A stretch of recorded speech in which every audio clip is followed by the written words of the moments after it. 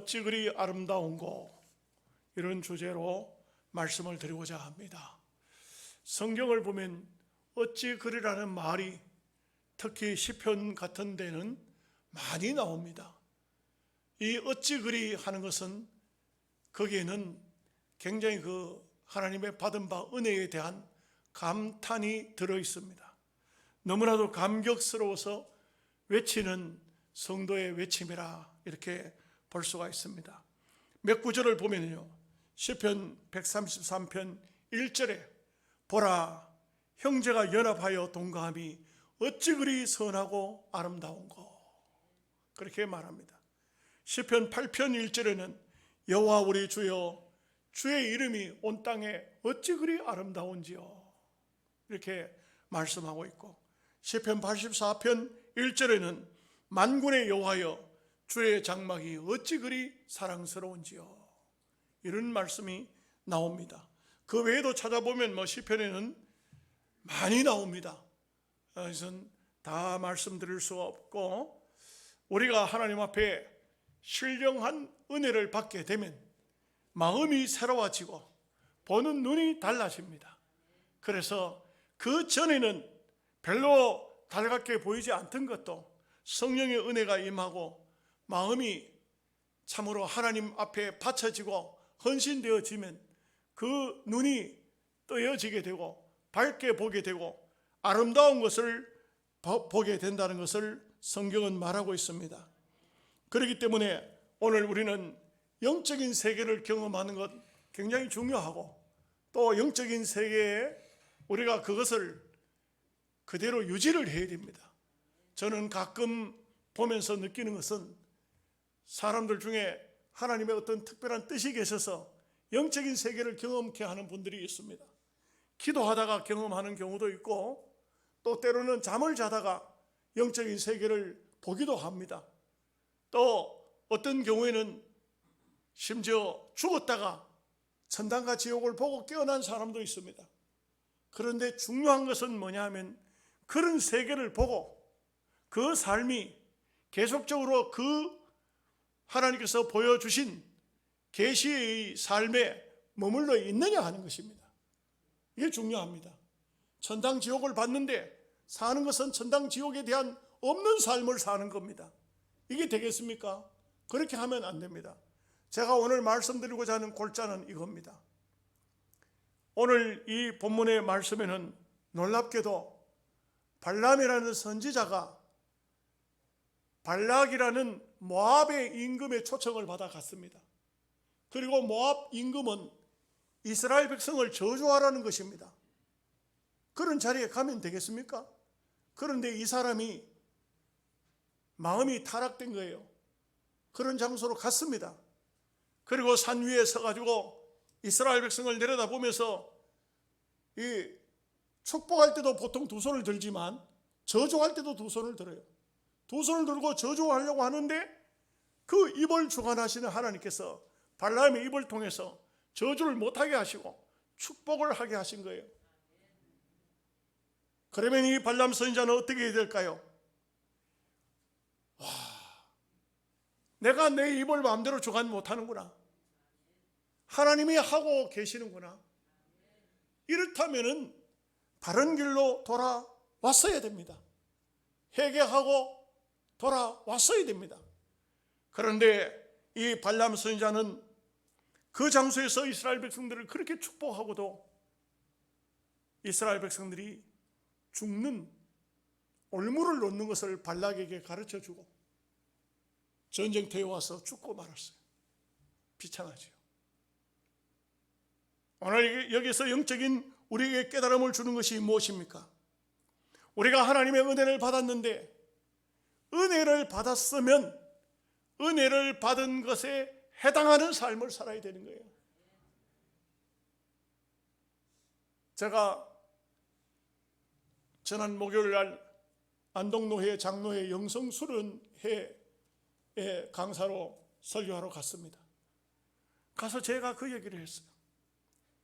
한국 교회가 제일 심각한 문제가 뭐냐? 은혜를 많이 받았는데 왜 은혜를 유지하지 못하느냐? 천당을 받다 지옥을 받다 간증을 하러 다니는데 본인은 왜 천당이 없고 본인에게는 왜 지옥의 두려움이 없느냐 이거예요. 이것이 제일 큰 문제예요. 오늘 우리가 하나님 앞에 은혜를 받았으면 은혜를 유지하는 삶을 살아야 되시, 은혜 받은 자랑만 하면 뭐 하겠어요? 천당 받다고 자랑하면 천당이 자기 것이 되는 겁니까? 지옥을 받다고 지옥의 두려움을 증거했으면 그 지옥에 대해서는 본인은 지옥 들어가지 않도록 해야 되겠죠. 그런 삶을 살지 못한다는 것은 대단히 안타까운 일이 아닐 수가 없습니다. 우리는 영적으로 볼 때 은혜를 체험합니다. 이 은혜가 너무나도 고맙고 감사하고 감격스러워. 그런데 시간이 지나면서 세월이 흐르면서 그 은혜가 빛바랜 사진처럼 그렇게 되어버리고 만다면 우리 신앙은 뭔가가 잘못된 것입니다. 고쳐야 됩니다. 이거는 그렇게 해서는 안 됩니다. 사람들 중에 한국 교회도 보면요, 우리가 잘 아는 얘기 아닙니까? 참 훌륭한 주의 종들 가운데 한때 하나님께서 쓰시니까 기도하면 병자가 막 낫고 하나님의 역사가 막 크게 나타납니다. 설교하면 회개의 역사가 나타납니다. 엄청난 역사가 나타나는 겁니다. 하나님이 오른팔 장중에 붙잡아 쓰시는구나, 이런 것을 모든 성도들이 느끼는 겁니다. 아는 거예요. 그런데 세월이 지나고 시간이 흘러서 보면 모압 왕 발락이 황금마차에 실어 보낸 금은 보화가 눈에 들어오기 시작해서 주의 종의 위치를 잊어버리고 타락돼 가는 그런 사람들이 얼마나 많은지 몰라요. 물질에 눈이 어두우고 건세에 눈이 어둡고 영적으로 자기 자신이 파괴가 되어져 가는데도 깨닫지를 못하고 물질을 붙잡고 웃고 있는 사람들이 많이 있더라 이 말이에요. 대단히 두려운 일이 아닐 수가 없습니다. 베드로 사도는 이렇게 경고합니다. 베드로 후서 2장 15절에서 16절 말씀에 저희가 바른 길을 떠나 미혹하여 부올의 아들 발람의 길을 쫓는도다. 그는 불의의 싹을 사랑하다가 자기의 불법을 인하여 책망을 받되 말 못하는 나귀가 사람의 소리로 말하며 이 선지자의 미친 것을 금지하였느니라. 얼마나 기가 막힙니까? 요다서 1장 11절 말씀에 화 있을진저 이 사람들이여 가인의 길에 행하였으며 싹을 위하여 발람의 어그러진 길로 몰려갔으며 고라의 폐역을 쫓아 멸망을 따라가는도다. 우리가 알아야 되는 것은 우리는 보통 존재가 아닙니다. 적어도 주의 보혈로서 씻음을 받은 하나님의 거룩한 백성들입니다. 그렇다면 하나님의 고귀한 백성답게 그 영적인 아름다움을 유지하고 믿음의 삶을 올바르게 살아야 되는 것입니다. 몇 가지를 생각하죠. 첫째, 이스라엘은 아름답게 살아서 하나님께 영광을 돌려야 됩니다. 여러분, 성도의 삶이라는 것은 그냥 예수 믿어 구원받고 천당 가는 것이 전부가 아닙니다. 오늘 우리는 누군가에게 믿음의 사람의 아름다움을 보일 수 있어야 됩니다. 이것을 좀 더 고상한 말로 하면 신령한 은혜를 드러낼 줄 알아야 됩니다. 내라는 존재가 어떤 사람인가, 이것을 좀 보여줄 수 있어야 됩니다. 5절 말씀에 야곱이여 내 장막들이, 이스라엘이여 내 거처들이 어찌 그리 아름다운고. 오늘 우리 하나님의 백성들이 하나님 앞에 아름다운 존재라는 것을 기억해 있어야 됩니다.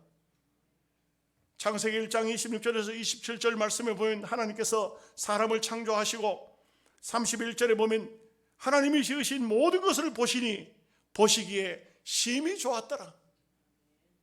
오늘 우리는 우리 자신이 우리 자신을 봐도, 다른 사람이 나를 봐도, 하나님이 보아도, 누가 보아도 아름다운 존재가 되어야 됩니다. 방금 말씀드린 것처럼 우리는 신령한 존재들입니다. 이 신령한 신성성을 유지해야 됩니다. 내가 뭔가 하려고 하다가 아름답지 못한 것은 덮어야 됩니다. 내가 뭔가 진행을 하려고 하는데 여기에 거친 것이 들어있고 냄새나는 게 들어있고 잘못된 것이 들어있으면 덮어야 됩니다. 하지 말아야 됩니다. 그리고 아름다운 것을 해야 됩니다. 어쩌면 하나님이 지으신 세계는 모든 것이 영적인 눈을 떠서 보면 다 아름답습니다. 아름다운 것입니다. 여러분, 이스라엘 백성들은 어떤 사람들인지 아세요? 야곱의 가솔 70명이 애굽 땅에 들어가서 고센 땅이라는 곳에서 장막을 치고 살았습니다. 그들은 편백한 집을 짓지 않았어요. 왜 그러냐면 그들의 생업이 목축업이기 때문에, 목축업은 소떼, 양떼를 몰고 다니는 그런 직업이 아닙니까? 그러다 보니까 이 양떼를 위해서 자기들의 삶은 그야말로 별로 피폐한 삶이라고 할 수 있습니다. 그래서 늘 움직여야 돼요. 양떼를 몰고 늘 움직이는 거예요. 그러니까 자기 집이 있는 곳으로 양떼를 놔두고 올 수가 없잖아요. 그러니까 장막을 치는 거예요. 아예 장막에서 사는 겁니다. 그래서 이 성경에 보면 계단의 장막이라고 하는데 검은 천으로 아예 그 장막을 짜는 거예요. 그러면 이 사람들이 하나님의 역사로 출애굽을 하는 겁니다. 출애굽을 했을 때 이 이스라엘 백성들이 적어도 숫자로 따지면 200만 명 정도 된다고 해요. 이 많은 사람이 광야로 쏟아져 나왔습니다. 만약의 경우에 이 사람들이 200만이나 되는 이 사람들이 그냥 구름기둥 불기둥으로 따라간다면 오합지졸 엉망진창 그야말로 형편없을 거예요. 그런데 성경을 가만히 보면요, 마치 군대가 항호하듯이 군인들이 열을 짓고 줄을 지어서 착착 발을 맞춰가지고 앞으로 가듯이 이스라엘 백성들이 200만 명이나 되는 그 많은 사람이 앞으로 착착착착착 나가는 그 모습이 항호를 지어서 나가는 전쟁터에 군인들이 나가는 것 같은 그런 모습이라고요. 여러분, 옛날 영화 같은 데 보면 큰 로마나 이런 데 싸움할 때 군인들 나가는 모습이 어떻습니까? 대단하죠. 이스라엘 백성들이 그렇게 나갔다 이게. 그리고요, 광야에다가 구름 기둥이 멈추면 장막을 치잖아요. 장막을 칠 때 제일 중간에는 성막을 쳐요. 성막이 있고 성막은 네모 반듯해요. 직사각형이에요. 실제는 직사각형이고 동서남북으로 세 지파씩 딱 항우를 지어서 줄을 맞춰서 천막을 쳐요. 이 장막을 친다 이 말이에요. 그렇게 하는데 12지파가 그 성막을 중심으로 12지파가 뺑 세 지파씩 지어서 광야에 있는 그 모습을 보고 여기에 발람 선지자가 발락 모압 왕 발락이 저 사람들을 저주해라 하고 하니까 두 손을 들었는데 그 모습을 보는 순간 성령의 감동이 확 몰려온 거예요. 저주는커녕 그 사람들에게 축복하면서 너희들이 아각보다 더 크다. 너희들을 저주하면 저주받는다. 너희들을 축복하면 축복받는다. 이 기도로 끝이 나요. 이것은 뭘 말해주고 있습니까? 여러분, 제가 우스운 얘기를 하나 하죠. 비유가 될는지 모르겠습니다. 제가 총회 공천부에 영남 지역의 대표자가 되었습니다. 그래서 영남 지역에 몇백 명이나 되는 총대들을 총회 부서에다가 제가 다 일일이 제 손으로 이제 이렇게 이 사람 저 사람을 갖다 넣는 겁니다. 근데 장로님 한 분이 전화가 온 거예요. 전화가 왔는데 그분은 상당히 나름대로 자기가 어떤 정치적인 꿈이 있었던 것 같아요. 근데 어떤 자리에다가 자기를 넣어달라고 말씀해요. 그래서 제가 장로님 거기는 안 됩니다. 이미 사람이 다 찼습니다. 다른 사람을 끄잡아내고 자기를 넣으라는 거예요. 그럴 수가 있어요? 양심적으로 그렇게 할 수가 없죠. 안 된다고 거절을 했더니 막 화를 내시는 거예요. 그래서 제가 화를 내거나 말거나 저는 주눅 들지 않고 내 소신대로 했습니다. 계속 전화가 오는 거예요. 하루에도 몇 번 전화가 오는 겁니다. 나중에 전화를 안 받았어요. 계속 오는 거예요. 안 받을 수가 없고 전화를 받으니까 왜 전화를 안 받았냐고, 그냥 안 두겠다고 막 나중에는 협박이 막 들어오는 거예요. 그래서 제가 그랬어요. 장로님이 어떤 협박을 하시든지 어떤 말씀을 하시든지 저는 제 소신대로 합니다. 이미 결정난 것에 못합니다. 이렇게 했더니 그 장로님이 네 총회에서 한번 만나거든 보자. 내가 절대 너를 그냥 두지 않는다. 나중에는 막 그렇게 됐어요. 그리고는 이제 전화를 끊었는데 총회에 가는 날이 다가오니까 슬슬 걱정이 돼가지고 잠이 안 와요. 잠이 안 와요. 그 장로님은 덩치도 이만큼 커요. 나는 잡히면 그냥 한 방에 그냥 끝날 것 같아. 근데 제가 총회에 올라가면서 기도하고 여러분 보시는 것처럼 이런 모습으로 총회를 갔어요. 흰 옷을 입고 총회 갔어요. 대한민국 우리 합동 총회에 흰 옷 입고 다니는 목사는 박병석 목사밖에 없어요. 이래가지고 앉아있는데 그분이 왔어요. 딱 오더니 여기 박병석 목사가 누구요? 그래서 제가 접니다 했더니 딱 오더니 머리부터 발끝까지 쭉 이렇게 아래 위로 훑어봐요. 훑어보더니 아무 말도 없이 가요. 희한하잖아. 아무 말도 없이 가요. 시간이 좀 지나서 그 장로님을 만났어요. 그 장로님 하신 얘기가 이런 말씀을 해요. 내가 박 목사님 때문에 얼마나 속이 상했는지 그냥 안 두고 맥살을 잡고 끌고 나오려고 갔는데 가서 보니까 목사라서 손을 못 댔다 그래요.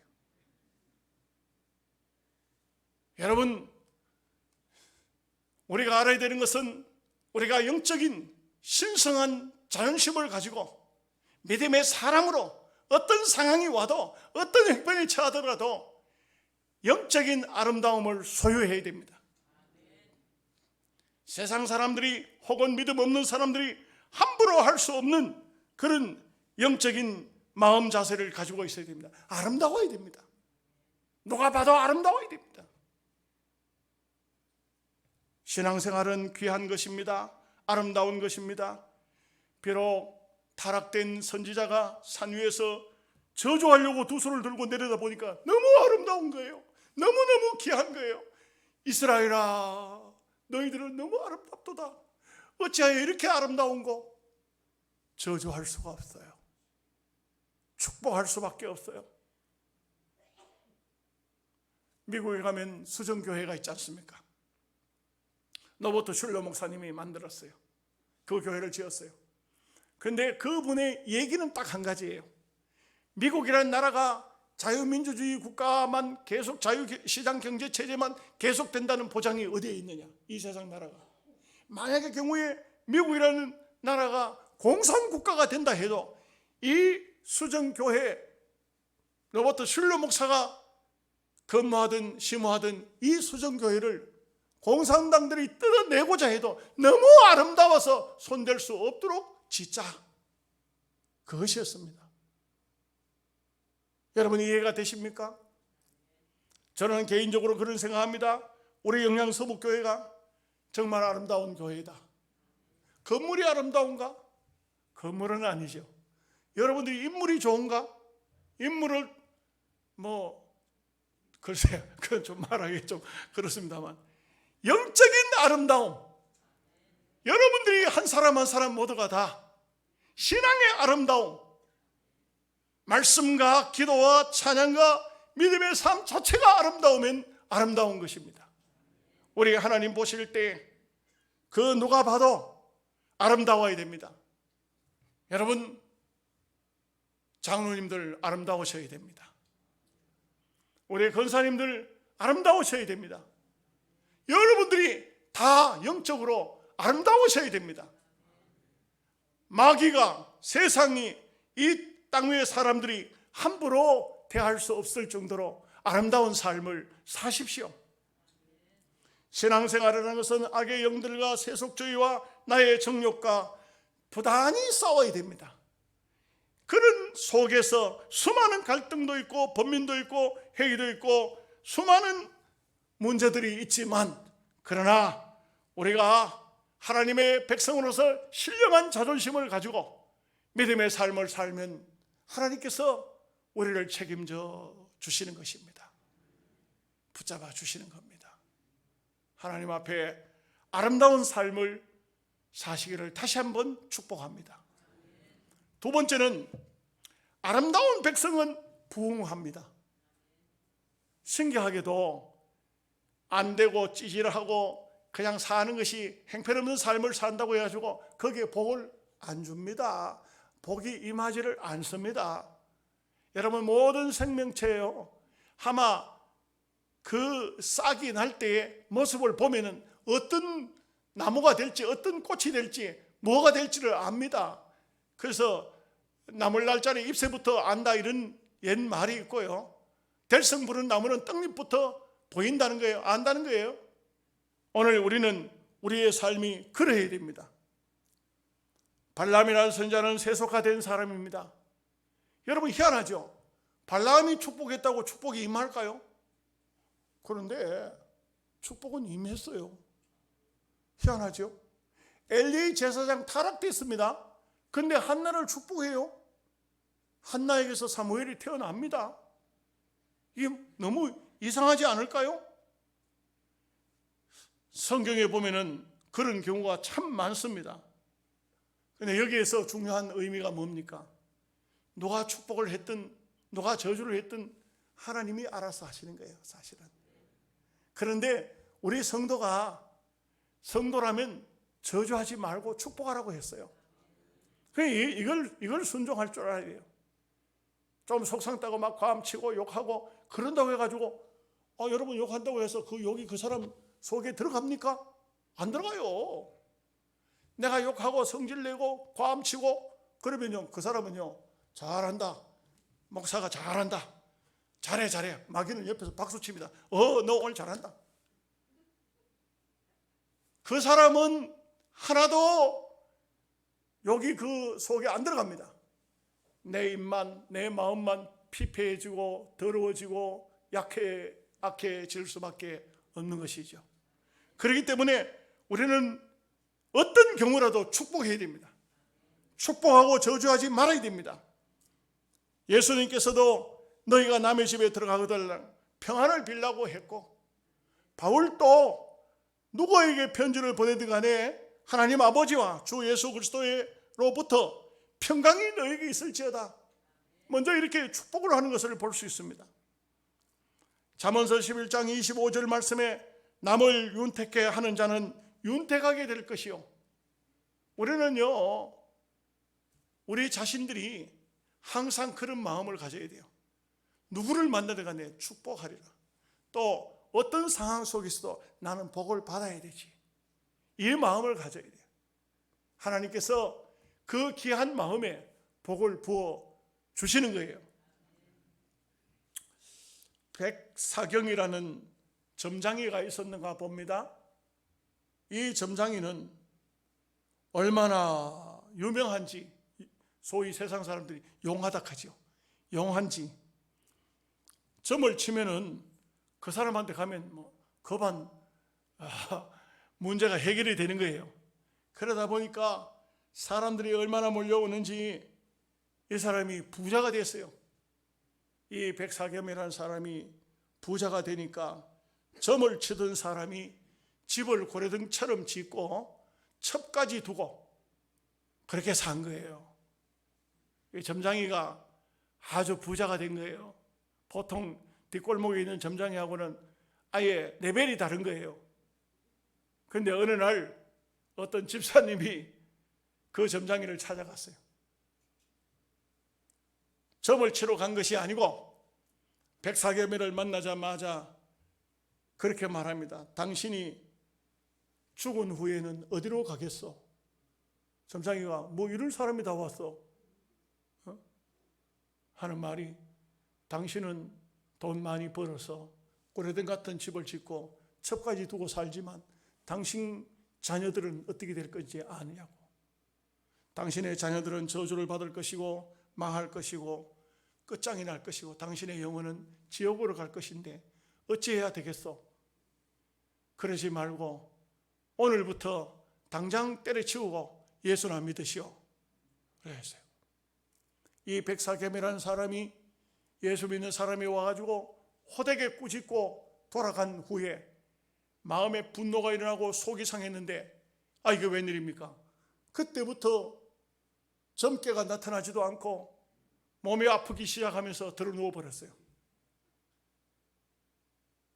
아무도 점을 봐줄 수가 없어요. 슬슬 죽어가는 거예요. 의사를 의원을 데려와도 안 되는 겁니다. 그의 부인이, 여보, 그 교회 그 집사 말대로 교회를 가봅시다. 이래가지고 자기 남편을 데리고 교회를 왔어요. 교회를 왔는데 그 당시에 맥킨이라는 선교사가 교회에 담임 교육자로 있었어요. 이 백사겸에게 안수기도 할 때에 귀신이 떠났어요. 그리고 백사겸이는 그날부로 예수님을 믿기로 작정을 하고 집에 돌아오자 첩을, 재산을 일부분 떼어서 내보내고 그리고 재산을 다 정리했어요. 정리해가지고는 기가 막힌 게 일부분만 자기가 가진 것이 아니라 100%를 하나님 앞에 헌금으로 들어버렸어요. 내가 죄짓고 버는 돈, 귀신을 통해서 돈 번 거 하나님 앞에 바치겠다. 이 백사겸이가 바치고, 이 사람은 땅 한 평도 아무것도 가진 게 없어요. 그러니까 맥킨 선교사가 교회 사찰을 하라고 시켰어요. 그 교회 사찰을 하는데, 교회라는 것이 뭐 오늘날 또 마찬가지지만 교회 일하는 사람은 월급이 엄청 짜요. 모르시죠? 그러니까 이 참 힘들었어요. 자식 교육도 못 시켰어요. 어느 날 백사겸이가 기도합니다. 하나님, 나는 못 살아도 좋지만 내 자식 교육을 시켜야 되겠는데 하나님, 교육시킬 교육비라도 달라고 기도했어요. 맥킨 선교사가 그 백사겸의 기도를 듣게 됐어요. 하나님도 들으셨겠지만 백사겸이가 듣고는 미국에다 편지를 보냈어요. 선교본부에. 이런 사람이 있다고. 점장일을 하다가 집을 팔아서, 땅을 팔아서 교회에다 헌금을 하고 아들 교육 때문에 걱정하는 사람이 있다고 편지를 보냈더니 그 아들을 미국으로 보내라는 거예요. 그래서 맥킨 선교사가 미국 선교본부에 백사겸의 아들을 보냈어요. 이 백사겸 아들이 미국 가서 공부를 했는데 프린스턴 대학교에서 공부를 해서 박사학위를 받고 예일대학교로 옮겨서, 그 예일대학교 아무나 들어가는 게 아닙니다. 예일대학교 들어가서 박사가 됐어요. 그리고 다시 한국으로 나와서 초대 연세대학교의 총장이 된 거예요. 백낙준 박사예요. 그리고 문교부 장관이 됐어요. 여러분, 제가 왜 이 말씀을 드립니까? 세상적인 것을 다 버리고 하나님 앞에 온전히 헌신하게 될 때, 옛날에 점쳐서 잘 먹고 잘 살 때보다 교회에 사찰을 하면서도 그 어렵고 힘들지만 하나님께서 자식을 잘 되게 하시니까 문교부 장관이 되고 연세대학교의 초대 총장이 되고, 이 얼마나 엄청난 복을 받은 것입니까? 여러분, 아름답게 사시면 복이 임합니다. 아름답게 사셔야 돼요. 한 가지 더 말씀드리죠. 아름다운 백성에게 하나님께서 힘을 주십니다. 신기한 것은 하나님의 뜻대로 살고자, 믿음으로 살고자 이런 사람은 감당 못해요. 못 말립니다. 믿음으로 살고자 하면요, 세상 사람이 감당 못해요. 얼마나 감당 못하냐? 8절 말씀에 보면은요, 그 힘이 들소와 같다. 들소를 막 이거는 그 누가 감당하지 못하는가 봐요. 그 다음에요, 9절 말씀에 보면요, 끌어안고 누움이 수사자 같고 암사자도 같더라. 사자. 이 사자 함부로 못 대합니다. 엄청난 그런 능력을 하나님께로부터 부여받는 거예요. 믿음의 아름다움이라는 것은 얼마나 소중한지 모릅니다.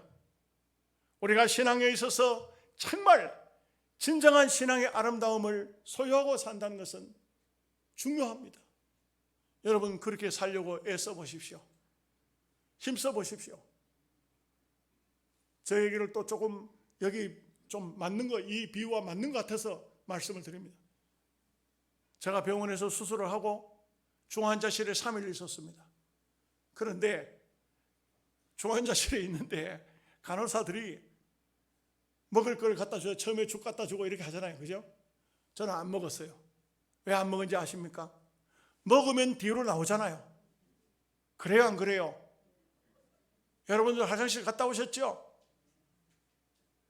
먹으면 뒤로 나오잖아.